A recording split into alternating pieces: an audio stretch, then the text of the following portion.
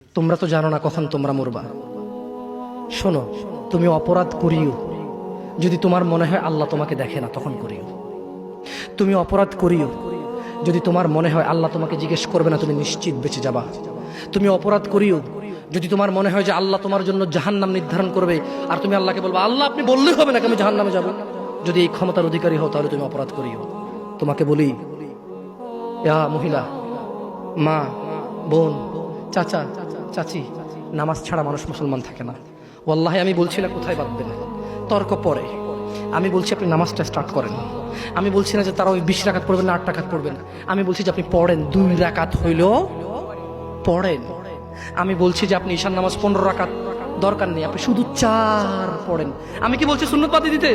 আমি বলছি যে তুমি পড়ছো না, শোনো, ভয় পেও না। ঈশান নামাজ 15 রাকাত তোমার উপরে ফরজ নয়। আমি তোমাকে না করছি না 15 রাকাত পড়তে। আমি বলছি যে তুমি নামাজই পড়ো না, 4 পড়ো।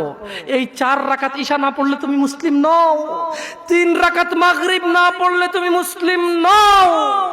4 রাকাত আসর না পড়লে তুমি মুসলিম নও। দেখো, আমাকে দোষ দিও না। বুখারী খোলো, সালাত অধ্যায়ে যাও, আযান অধ্যায়ে যাও। আল্লাহর নবী বলেছে তারা ওরা কাফির, ওরা মুশরিক, ওদের আর আমি মুহাম্মদুর রাসূলুল্লাহ সাল্লাল্লাহু আলাইহি ওয়াসাল্লামের উম্মতের মধ্যে পার্থক্য হচ্ছে নামাজ। সুবহানাল্লাহ। ও সাহাবা, ও উম্মত, তুমি চিনবা মুহাম্মদের উম্মতকে সাল্লাল্লাহু আলাইহি ওয়াসাল্লাম। ও আমার উম্মত, তুমি কি আমার উম্মতকে চিনতে চাও?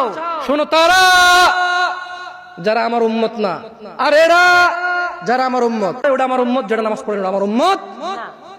তুমি আল্লাহর নবীর উম্মত ছাড়া কিভাবে মুসলমান হবা?